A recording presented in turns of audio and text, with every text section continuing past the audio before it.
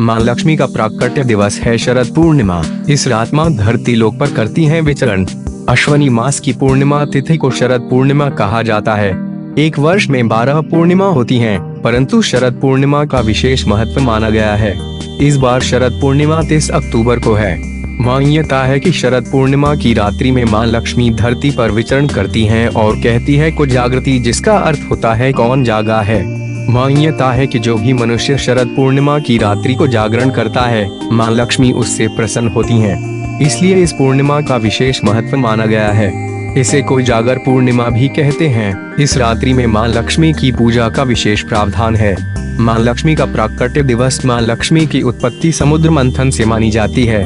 पुराणों के अनुसार समुद्र मंथन से 14 रत्नों का प्राप्ति हुई थी, जिसमें लक्ष्मी जी भी एक हैं। ऐसा माना जाता है कि माँ लक्ष्मी की उत्पत्ति अश्विन माह की पूर्णिमा तिथि को हुई थी। इसलिए शरद पूर्णिमा पर माँ लक्ष्मी की पूजा का विशेष प्रावधान माना गया है। आगे जानिए कि शरद पूर्णिमा को क्यों कहते हैं कोई जागर पूर्णिमा।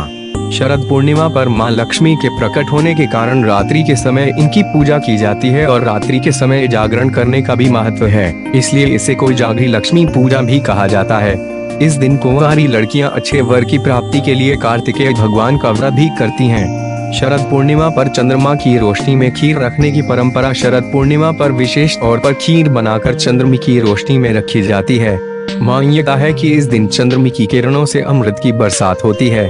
जिस चीज पर चंद्रमा की किरण पड़ती है उसमें अमृत समान गुण आ जाते हैं। इसलिए खीर बनाकर लोग चंद्रमा की रोशनी में रखकर उसे प्रसाद के रूप में सेवन करते हैं। मान्यता है कि इससे शरीर में रोग नहीं होते हैं।